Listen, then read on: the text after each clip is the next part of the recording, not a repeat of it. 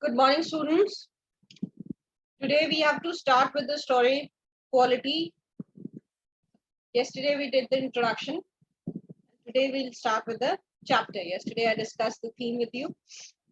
The major theme is industrialization and the impact of industrialization on the small artisans and craftsmen, right? And how people they have started giving more importance to the machine made goods, which led to the increase in the hardships of true artisans, right? So nobody bothers about the quality these days, and people they are more concerned with the the fast delivery and all these things, right? And again we discussed about the impact of advertisement and publicity also. Okay,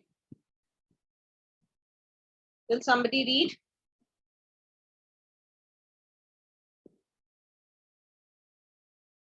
Was not read.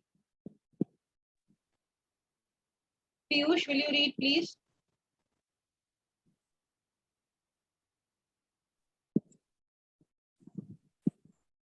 I knew him from the days of my extreme youth because he made my father boots, inhabiting with his elder brothers two little shops let into one in a small by street, now no more, but then most fashionably placed in the West End. Okay, so I knew him from the days of my extreme youth. What is the meaning of extreme youth?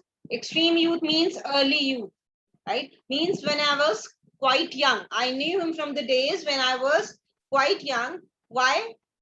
Why did the author knew him? Because his father went to this particular shop to get his boots made. Inhabiting means living. So this shoemaker, right, who used to make boots for his father, he lived with his elder brother. Two little shops let into one. Two little shops let into one means from the outside, from the street, it will seem that there are two shops, right? There were two shops from the street, and once you go inside, they were combined into or merged into one shop, right? So two little shops let into two little shops led into one in a small by street. So a very small street was there, now no more. So now they are nowhere to be found. Now that street is also not there.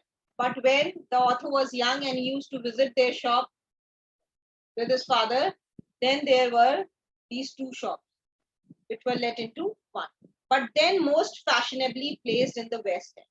Most fashionably means at that time these shops they were like most stylishly placed in the West End of London,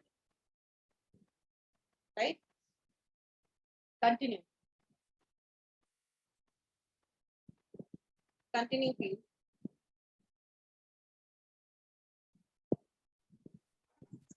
That tenement had a certain quiet distinction. There was no sign upon its face that he made for any of the royal family, merely his own German name of Chesler Brothers. Brothers, and in the window a few pair of Chrysler.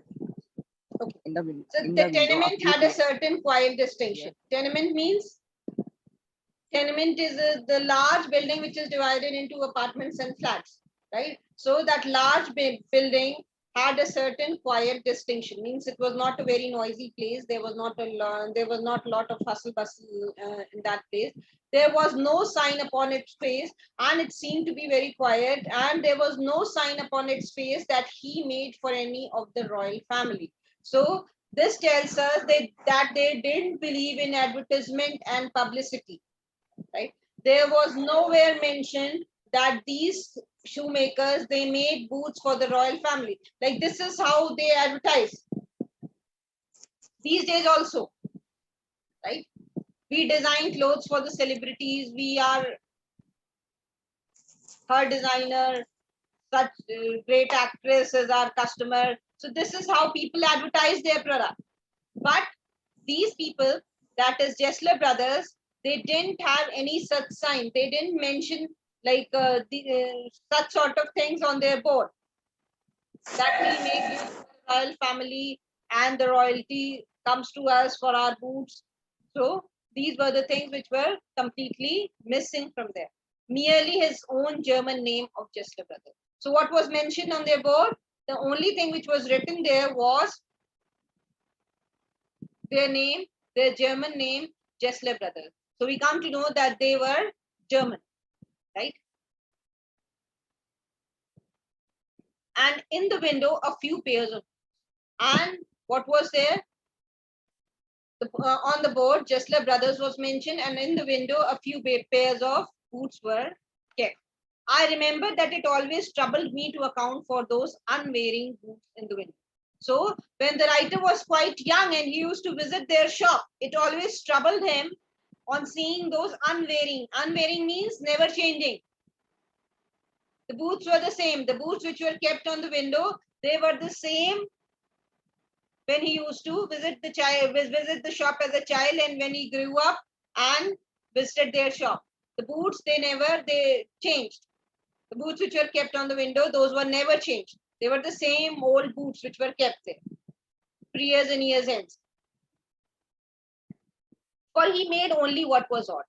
So why was the author troubled? He has mentioned, I remember that it always troubled me. So why was the author troubled when he saw those boots kept on the window? He has explained the reason. For he made only when ordered.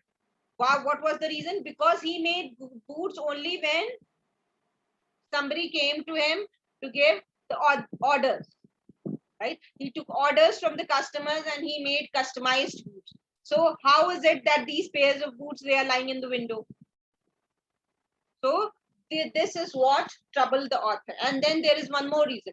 Reaching nothing down, and it seemed so inconceivable that what he made could ever have failed to fit. And then if the author thinks that these were the boots which were not accepted by the customers, it was extremely inconceivable. Inconceivable means the author cannot even think of it, that the boots made by Gessler Brothers could have been rejected by anyone. This thought was something which was almost impossible for the author to believe, that those boots which were kept on the window, they were rejected. The first thing was that they made customized boots. So obviously they would not make any extra boots to keep on the window.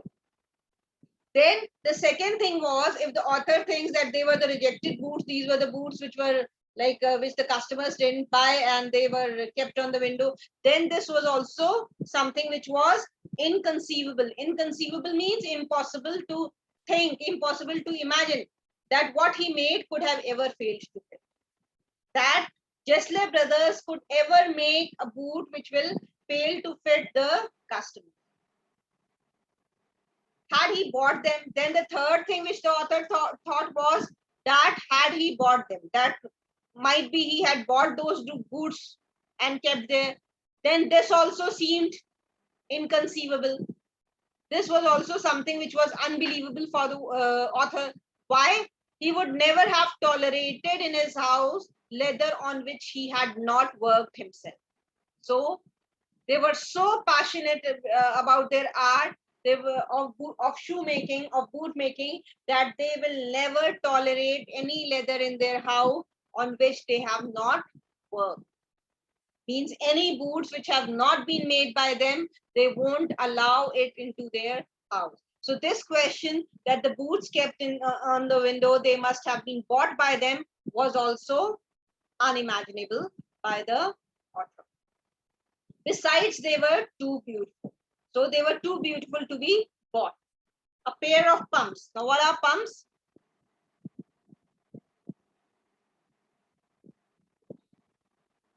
Pumps are a type of shoes, right? There are type of shoes with low cut front,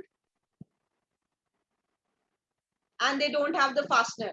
That is the laces, they are not there, right? So those are the pumps. So inexpressibly slim. The patent leathers with cloth tops.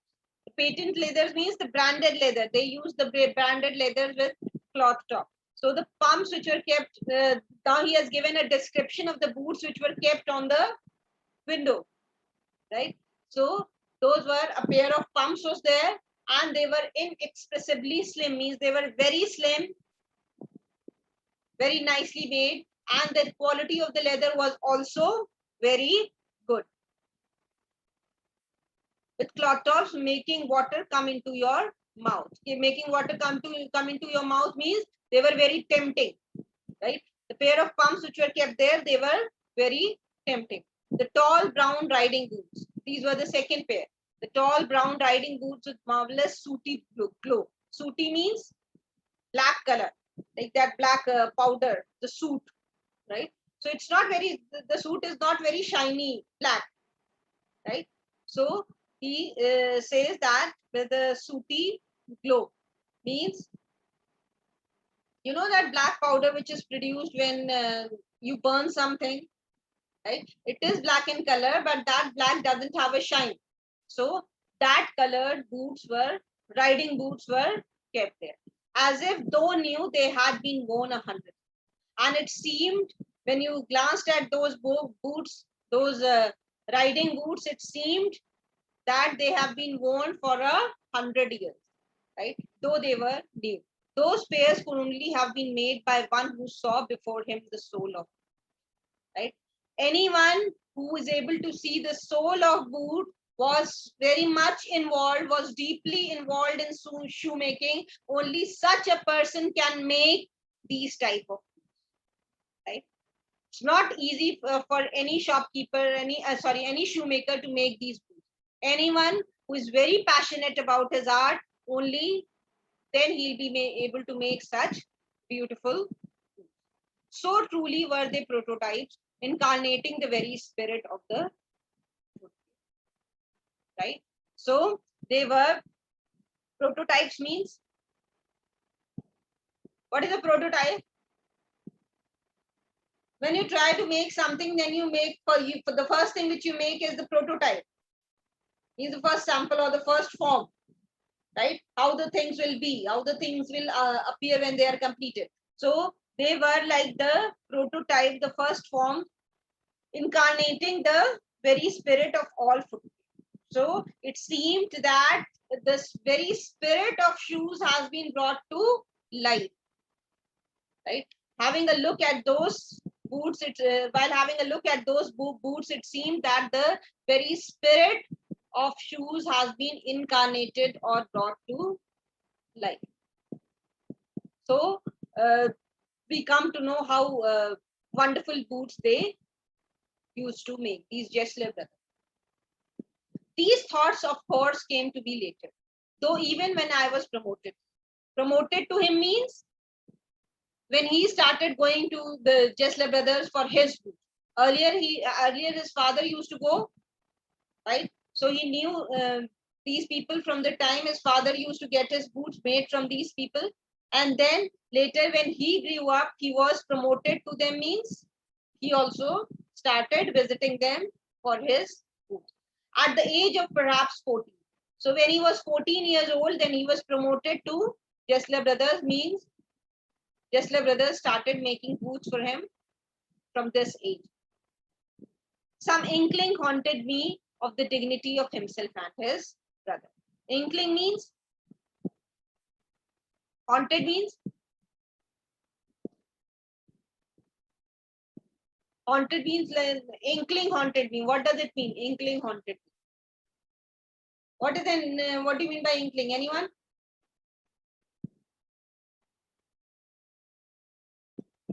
Inkling is when you have a feeling, when you have a very strong feeling or an intuition kind of a thing that something will happen, right? So he says that, and when I started visiting these people at the age of 14, some inkling haunted me of the dignity of himself and his brother. I had a very strong intuition about the dignity of these people, about the respect and the honor of these people. And I mean, that is both the Jesler brothers. Himself means the one who used to make boots, the Mr. Jesler who used to make boots for the author, and his elder brother, right? So some kind of respect automatically came to the author, right?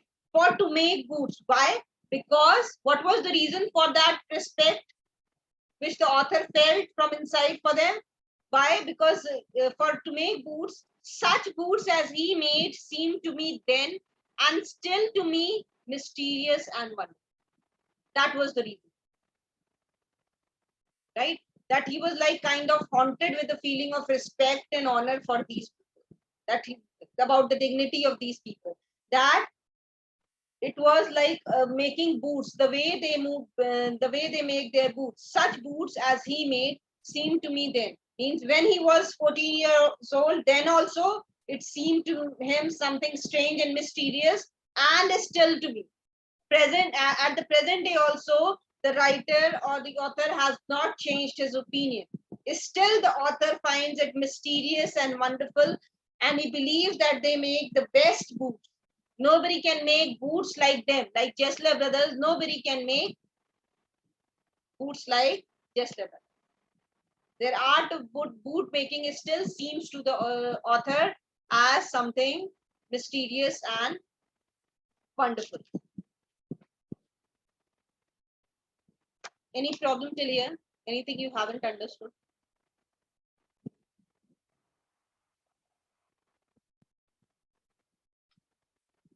So the writer says, I remember well my shy remark one day while stretching out to him my youth.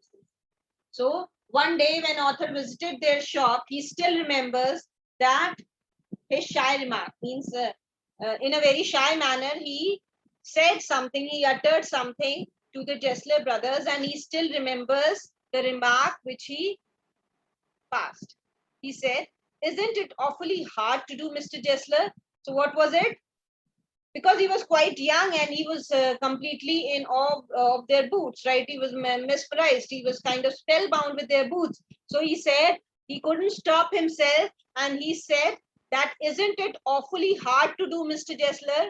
Means that isn't it very difficult to make such beautiful boots? Isn't it very difficult to make such wonderful boots, Mr. Jesler? And his answer, given with a sudden smile from out of the sardonic redness of his beard. What is the meaning of this? Sardonic redness of his beard. What is the meaning of sardonic? Mocking. Anyone? I'm mocking. Mocking. Mocking, you said, no? Yes, ma'am.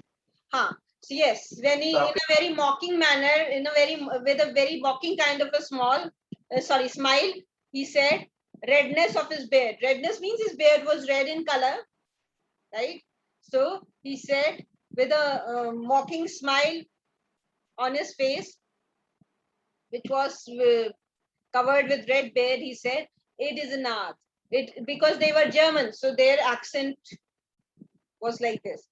It is an art means it is an art, right? So giving too much in a with a lot of conceit and with a lot of vanity, giving too much importance to their product, and they knew the fact that their boots were kind of too good, so they were aware of this fact, right? And in a very sardonic manner, means without giving it more importance, and in a very casual manner, they said that it is an art. Yeah. So this was what he meant to say. Himself, he was a little as if made from leather. So because of working on leather for long hours every day, day in and day out, they were working with leather. So it seemed as he himself was made of leather with his yellow crinkly face. Crinkly means? Wrinkled.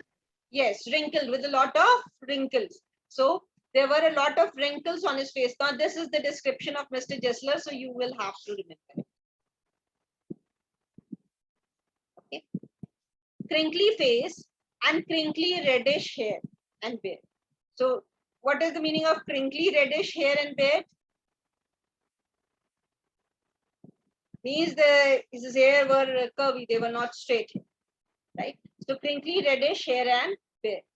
So the hair of the beard and the head, they both were curly.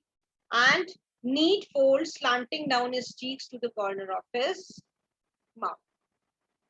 So the here it came in neat folds, slanting down his cheeks to the corner of his tilia, right? So till the corners of his mouth, means both the corners of his mouth, and his guttural and one toned voice. Guttural means Ma'am, sound produced deep in the throat. yes, right? Deep sound. And one toned voice means there was always the tone of his voice was always the same, right? The tone never changed. For leather is a sardonic substance and stiff and slow to purple. So leather is a sardonic substance means that it's not easy to work on leather, right? Leather takes a lot of time. So in a leather is a ironic substance. It's a mocking substance and stiff and slow to purple. So because leather is a stiff, so what you have to put in a lot of effort to change it. And that was the character of his face. So the same expression was there on his face. Like the leather takes a lot of effort to change its shape.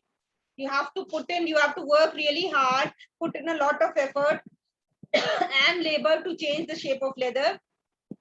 Similarly, their expression was also kind of stiff, static, it didn't change. Right? They took a lot of effort to change the expression. He took a lot of effort to change the expression of his face. Means as leather is slow to purple, similarly, their expression was also slow to purple. What the writer means to say is that their expression seldom changed. They had the same expression. He had the same expression on his face. He means the Jessler brother Mr. Jessler, who used to make boots for the author. And that was the character of his face. So there was always the same expression on his face like leather. Like leather doesn't change its shape easily. It is stiff to work. Similarly, their expression also didn't change. Save that his eyes, which were grey blue. So the color of his eyes was grayish blue, had in them the simple gravity of one secretly possessed by the ideal. So this was the expression on their eyes, one secretly possessed by the ideal. Right? They had their ideals and that expression, that seriousness was there in their eyes. Right? His elder brother was so very like him, and the elder brother also looked the same. Right? There was a very sharp resemblance between both the brothers, though watery, paler in every way. Watery means Very thin. yes. So watery means water is thin. Na? So watery paler. Watery paler means though more thin than this particular Mr. Jessler, who made boots for the author. His elder brother was thinner than him and paler in every way. With a great industry. Great industry means with a lot of effort, because they really used to work very hard. So that is why, due to great industry, due to very hard work, he was paler and thinner. Both of them were thin, but the elder one was thinner than the younger one. That sometimes in early days I was not quite sure of him until the interview was over.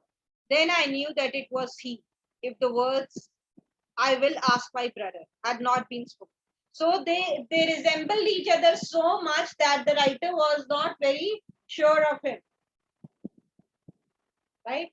So because he used to, whenever he used to visit the shop, he got confused. So what happened? Once he said, "I will ask my brother."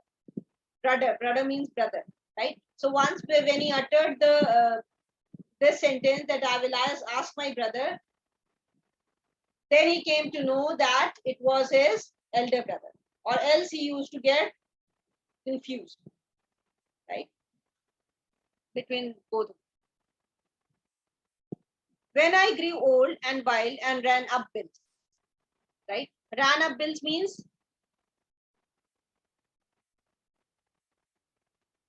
when one grew old and wild and ran up bills. What is the meaning of this? This is the idiom of the day. Ran up. I'm short of money.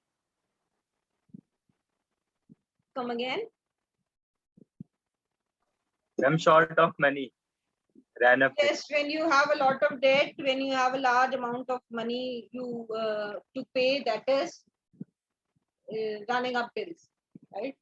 When a lot of payment is due, or you are under a lot of debt and you owe a large amount of money to people, right? So when one grew old and wild and ran up bills, one somehow never ran them up with Chester, right? So you cannot like keep a lot of money pending as far as Mr. Jessler was concerned. Jessler brothers were concerned, right? You never ran too many bills with Mr. Jessler. It would not have seemed becoming to go in there and stretch out one's foot to that blue iron spectacle glance, owing him for more than say 2 pairs.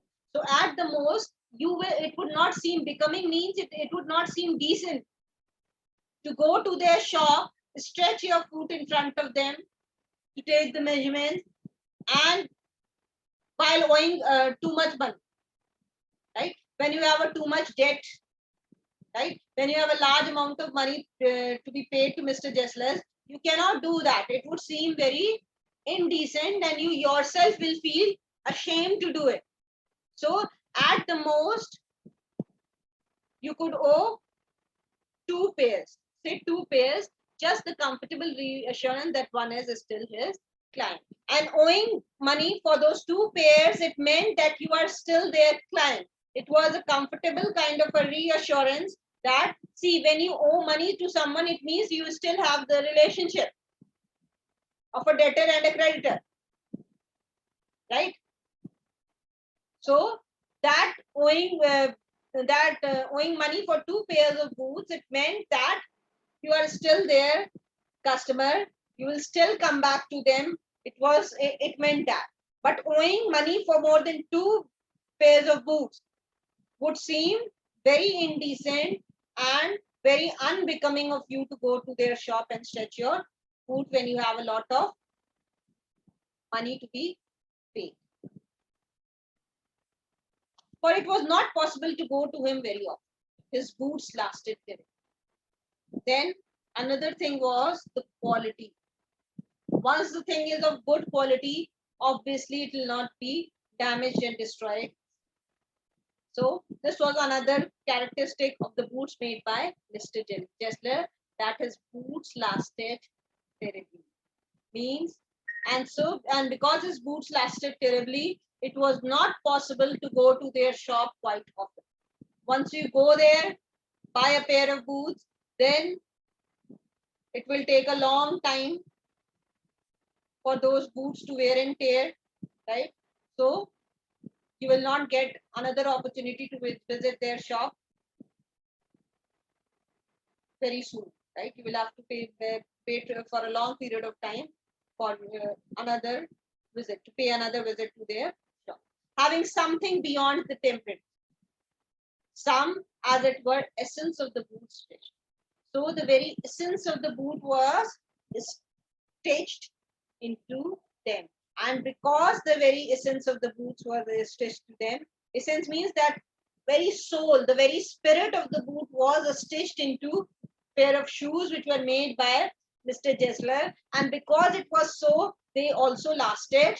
The quality was very high. And they made one of the best quality goods, right?